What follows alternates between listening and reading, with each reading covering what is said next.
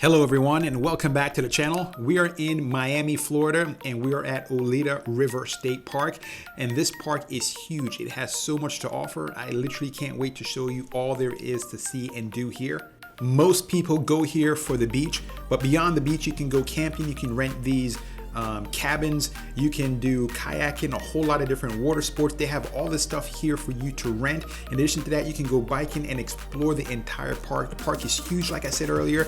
So without any further delay, let's go ahead and take a look and see what it has to offer. What you just saw in the distance a moment ago was Miami, and the biggest draw to this park is that it is about 30 minutes outside of downtown Miami, and many other parks within Miami can't say that. And not to mention, it has so much more to offer that it really drowns out any other competition for park recreation type activities that you can do if you're in the Miami area. They do charge an entrance fee, and it's $6 per vehicle, not per person. And that's a very small fee considering all this park has to offer.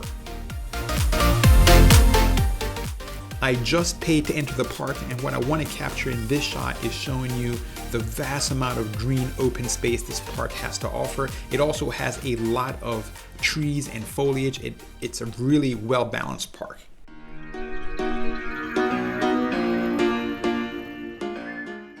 The building you're looking at right here is the heart and hub of the park. It is the visitor center. We're just going to take a look around. As you can see, there's not a whole lot to see here. It has some snacks, but one of the downsides about this park is that it does not have a dedicated restaurant or meal area. It does have lockers, and this is below the visitor center. As you can see, it has tons of bikes to rent, and the bike rental fee is not that much per day. You're looking at around $35.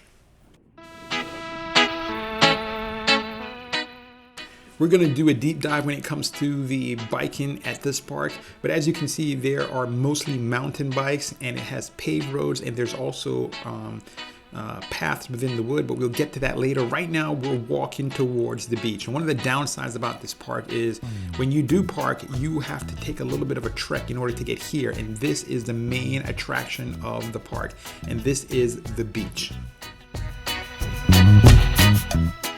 A big word of caution. This is February and we are not in the high season. This is the low season, but we're in Miami. So no matter when you come to this park, it's a great time. The water is warm. It is crystal clear. The beach is fairly large, but it's very deceiving in this video because there's not a lot of people here. That's because we're here on a Wednesday. If you were to be here on, say, a weekend, you may have difficulty getting into the park, and this beach would be crammed, both the shoreline and in the water. So just be mindful. If you come here, more than likely if you're here on the weekend, it's going to look a lot different than it does right now.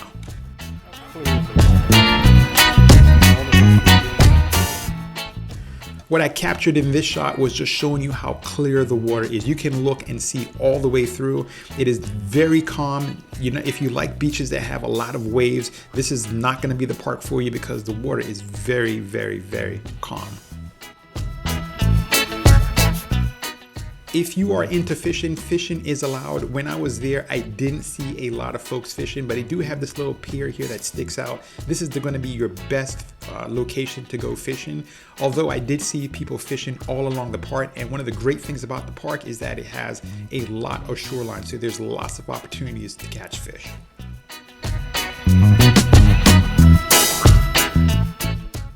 As you look around the park, you can see that there are pavilions for rent. There are also lots of picnic tables where you can enjoy time with the families for free. They come with a picnic table and a grill.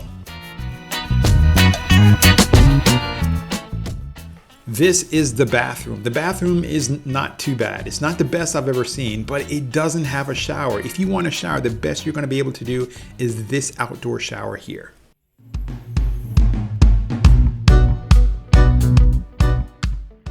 Folks don't just come to this park for a day. They come and they camp for an entire week. And you can either bring your camper with you, or if you want to rent one of these cabins are extremely, in my opinion, affordable. They go for about maybe $60 or so per day. And they are air conditioned and they have electricity within them. They can sleep as many as 4 people. So those are big plus on these cabins, very affordable. You're in a park environment, so entertainment is built in, and you're only 30 minutes from downtown Miami.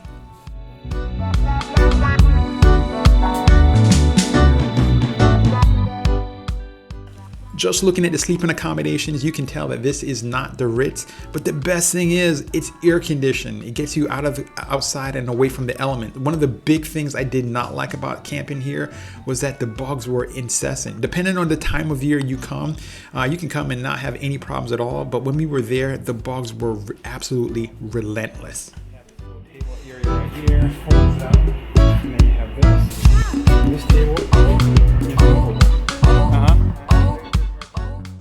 If you rented one of these cabins, it's not just a cabin. You got stuff attached to it. You got a water spigot, a picnic table, a grill, and a fire pit. I thought those were excellent addition. Made it well worth the money. The good news is that if you rented one of these cabins, then you got access to the bathroom. And in this shot, I just want to remind you that regardless of the degree of luxury, you are in nature. So you're going to have to deal with rodents and other animals, especially alligators. I didn't see any alligators while I was there, but that's a word of caution. Once you get into the water, you may be surprised to see 1 or 2 alligators.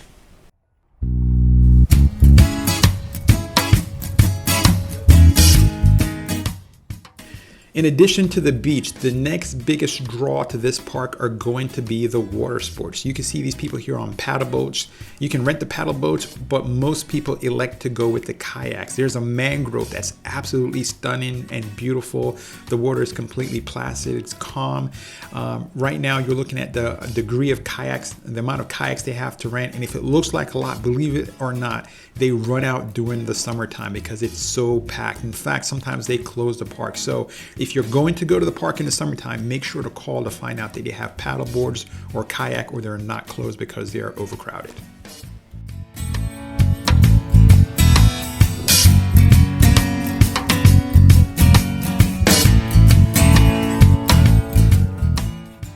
You just saw right there how calm the water is. The kayaks are very sturdy, well-built kayak. You can get a tandem or individual kayak, a little bit more for the tandem, but they are very sturdy, very nice. And it also has storage in the back if you want to carry a backpack. If you're not interested in renting one of their kayaks, you can bring your own and launch from various launch sites within the park.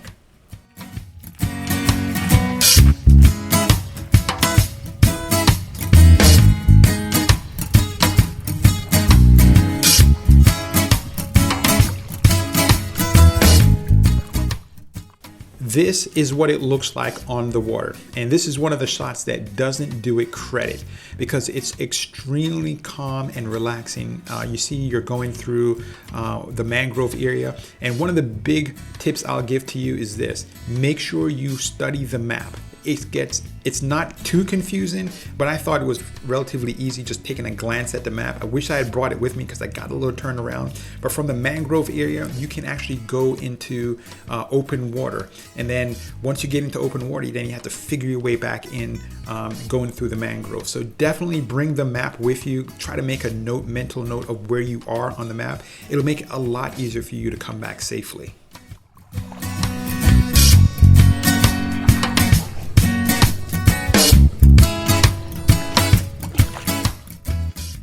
One of the things I liked about renting the kayak was that you had it for the entire day. So it wasn't an hour for hour, so you weren't rushing to try to get back. If you're thinking about bringing, say, an alcoholic beverage and maybe just having that while you're on the kayak, you can't. And the reason why is because there's no alcohol allowed anywhere in the park. We're just leaving the mangrove area now, and this is kind of what it looks like as you get more into open water. As you can see, it's not nearly as calm, but it's friendly for adults and senior adults and kids because it's not too rough where you can't manage the kayak. So if you're new to kayaking, this right here is not really a challenge. One of the things I personally don't like to do is to do things alone. Especially don't like being on the water by myself. One of the great things about being here is that there are lots of other boats on the water and also other kayakers and paddle boats. So there was no time that I was on the water that I really felt that I was alone.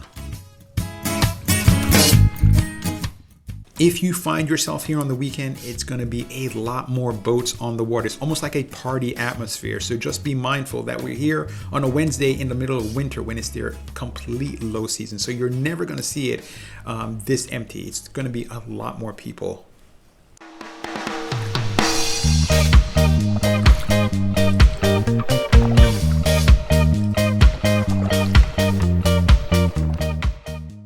There are miles of waterways to explore. I wish I could show you all of it, but if I did, you wouldn't watch my channel. And speaking of my channel, the best way you can support my channel is to like and subscribe.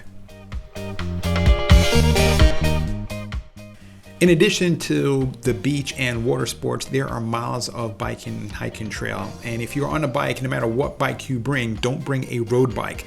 Road bike's not gonna do well for you here. You want to bring a hybrid, preferably a mountain bike. This is what it looks like if you're going through any parts of the woods. You can see that a road bike or even a hybrid bike wouldn't do too well here. A mountain bike is absolutely the preferred means of transportation.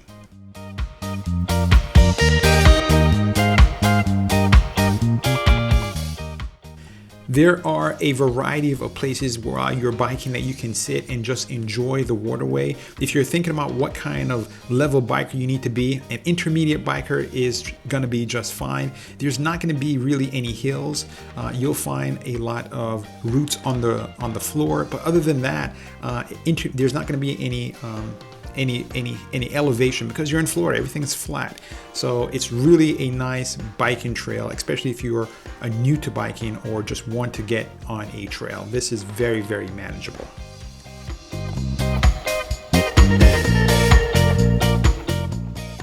Overall, I loved my time here. $6 to enter this park, and the cabin fees are very low. It's a half hour. I say again, a half hour away from Miami. And you can see here, they have a park. So it's a park for everyone. If you have young people, teenagers, young adults, elderly, this park is really built and designed for everyone. You will not be disappointed in coming here. The best part about coming here is going to be the beach. The beach is a little rocky at points, but it has lots of fantastic views from various areas within the park, tons of parking space. The biggest challenge you're gonna find is that it's maybe a little bit overcrowded during the weekend. But other than that, it's a absolutely must see.